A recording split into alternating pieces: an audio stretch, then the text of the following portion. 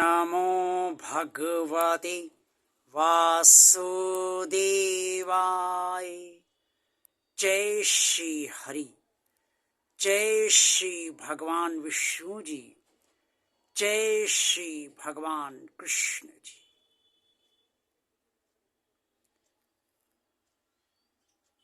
भगवान श्री कृष्ण जी ने परमात्मा से लगाव कैसे बढ़े, इसके बारे में कुरुक्षेत्र के मैदान में अर्जुन को स्पष्ट तौर पे बताया है। जो श्रीमद् भगवद गीता के अध्याय 13 श्लोक 10 में स्पष्ट तौर पर वर्णित है। भगवान श्री कृष्ण जी ने जो कहा उसको सुनने से पहले आप भगवान और आप चैनल के सभी भक्तों पूरी श्रद्धा, आस्था, विश्वास और समर्पण के साथ भगवान कृष्ण जी की कही गई बात को अवश्य बहुत ध्यान से सुनिए, क्योंकि इसी से आपको पता चलेगा कि आप भगवान से अपना लगाव किस तरह से धीरे धीरे बढ़ा पाएंगे। भगवान श्री कृष्ण जी ने अर्जुन से कुरुक्षेत्र के मैदान में स्पष्ट तौर पे उसे समस्त ज्ञान देते हुए ये भी कहा, मयि चानन्य योगेन भक्तिर व्यभिचारिणी विवक्त देश से वित्वम रतिजन संसदी। अध्याय 13 श्लोक 10 श्रीमद् भगवद गीता का पवित्र श्लोक मैंने आप सबके समक्ष भगवान श्री कृष्ण की असीम अनुकंपा से उच्चारित किया है, क्योंकि श्रीमद् भगवद गीता का कोई भी श्लोक तभी उच्चारित किया जा सकता है, पढ़ा जा सकता है या समझा जा सकता है जब स्वयं परमात्मा की कृपा उस समय होती है। भगवान श्री कृष्ण जी ने अर्जुन से स्पष्ट तौर पर श्लोक में कहा है कि अनन्य योग से परमेश्वर को भजना चाहिए और अव्याभिचारिणी भक्ति होनी चाहिए।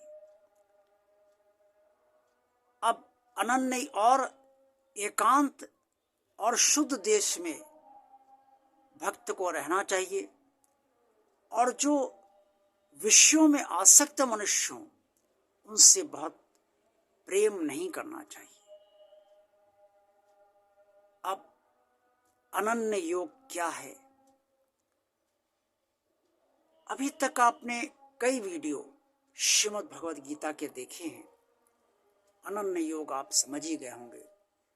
हृदय की गहराई से परमात्मा का चिंतन, हृदय की गहराई से परमात्मा के चिंतन के बाद उसका मंथन, हृदय की गहराई से परमात्मा को अपना मानना, अपना समझना, और हृदय की गहराई से भगवान को भजना। भजने का अर्थ है भगवान की भक्ति करना, भगवान से जुड़ना। ये सब अनन्य योग के अंतर्गत ही आता है।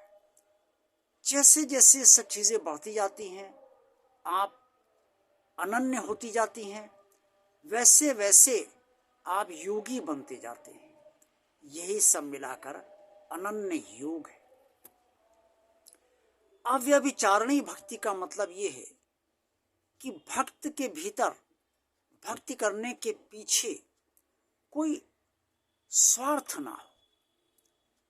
उसका उद्देश्य ये ना हो कि मैं भक्ति करूंगा तो मुझे ये प्राप्त हो जाए, धन मिल जाए, मेरी मनचाही इच्छा पूरी हो जाए, मेरे परिवार के कष्ट दूर हो जाएं, मेरा कष्ट दूर हो जाए, मेरी समस्याओं का समाधान हो जाए। ये स्वार्थ ना हो, अभिमान भी ना हो। कुछ लोगों में बहुत अभिमान देखा जाता है, वो भक्ति करते तो हैं और बहुत भक्ति करते हैं, लेकिन उनके अंदर यह अभिमान होता है, मैं भगवान का भक्त हूँ, भक्ति करता हूँ और बहुत बड़ा भक्त हूँ। आप भक्त हैं या नहीं, बड़े भक्त हैं या छोटे भक्त हैं, ये तो भगवान ही जानता है। और भक्त ना छोटा होता है ना बड़ा होता है, भक्त तो सिर्फ भक्त होता है।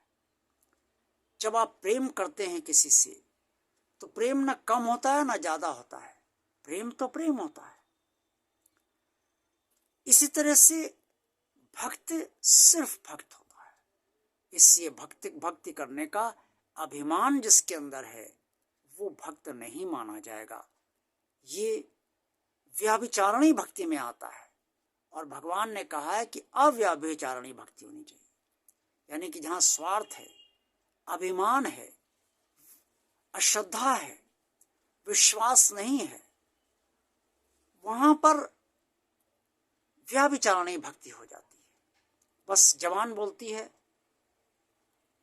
मंत्रोच्चार हो रहा है तो उंगली से गिन के या माला से गिनकर करा जाता है और ये संतुष्टि मस्तिष्क में होती है कि हाँ मैंने 108 बार मंत्र जप लिया या मैंने इतनी बार प्रभु का नाम ले लिया। तो ये सब व्याभिचारणी भक्ति होती है।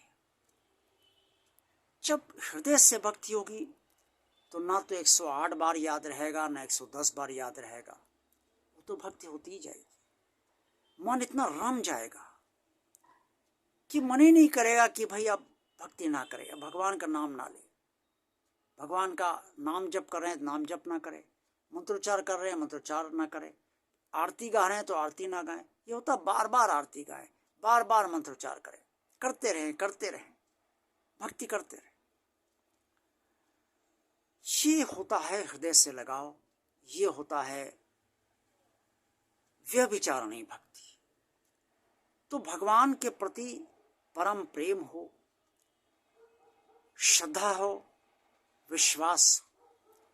और भगवान श्री कृष्ण ने यह भी इस श्लोक में कहा है कि भक्त को एकांत में रहने का आदत होनी चाहिए। भक्ति एकांत में ही होती है।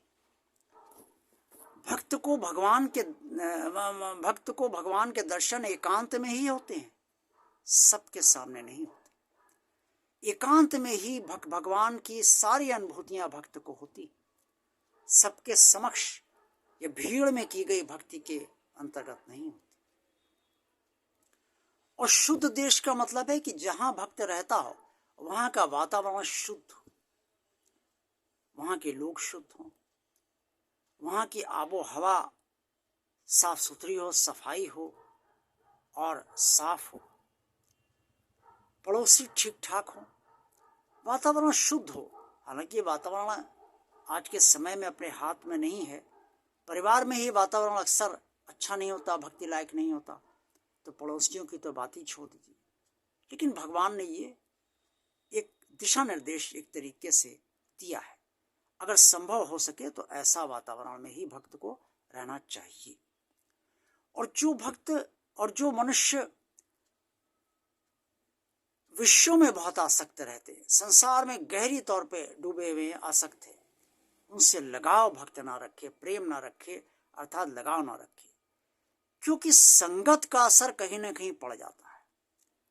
या तो आपका स्वभाव इतना दृढ़ हो, आपकी अंदर इतनी दृढ़ता हो भगवान के प्रति, तब तो प्रभाव नहीं पड़ेगा, तब तो आप कीचड़ में उस कमल के समान हो जाएंगे जो कीचड़ में रहते हुए भी कमल बना रहता है। ऐसी स्थिति है तो कोई दिक्कत नहीं।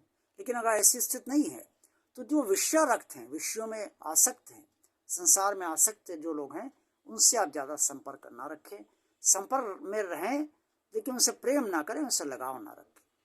ये सब करेंगे तो भगवान से लगाव आपका धीरे धीरे बढ़ता जाएगा।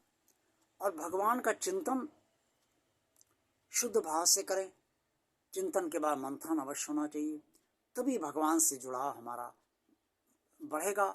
और मस्तिष्क चिंतन और मंथन से हमारा, भगवान के बारे में हम चिंतन और मंथन करते हैं तो मस्तिष्क हमारा संतुष्ट होता है। मस्तिष्क को भी संतुष्ट होना बहुत जरूरी है, वरना वह शंकाएं उत्पन्न खड़ी करेगा। इससे शंका ना हो, इससे चिंतन मंथन, भगवान के प्रति चिंतन मंथन मस्तिष्क की संतुष्टि, और प्रेम जब हो जाता है तो हृदय की संतुष्टि, और मन जब जुड़ जाता है तो मन की शांति की संतुष्टि। तभी प्रेम, शांति और मस्तिष्क की संतुष्टि सब भक्ति से प्राप्त होती है। आज का वीडियो आपको कैसा लगा? अच्छा लगा है तो लाइक कीजिए। भगवान और आप चैनल जिन श्रद्धालु भक्तों ने अभी तक सब्सक्राइब नहीं किया है वो इसे भगवान का कार्य मानकर सब्सक्राइब अवश्य कर दें। सब्सक्राइब करते समय बेल आइकन को टच अवश्य करें और उसे प्रेस अवश्य करें, ताकि भगवान और आप चैनल के जितने भी वीडियो हों वो तुरंत आप सबके, और शॉर्ट हों वो तुरंत आप सब तक पहुंच जाए और आप तुरंत उसका आनंद ले लें। भगवान और आप चैनल को आप अन्य लोगों को भी शेयर कीजिए, ताकि आप सबकी तरह अन्य लोग भी इस चैनल से लाभान्वित हों, उनकी भी आत्मीयता भगवान से गहरी हो। और कमेंट्स बॉक्स में आप सब जो भी रचनात्मक कमेंट्स करना चाहें वो अवश्य करने का कष्ट करें। देखते रहिए भगवान और आप चैनल। ओम नमो भगवते वासुदेवाय। जय श्री हरि, जय श्री भगवान विष्णु जी, जय श्री भगवान कृष्ण जी। आप सबका कल्याण हो और आप सबका लगाव भगवान से धीरे धीरे बढ़ता ही चला जाए। जय श्री कृष्ण।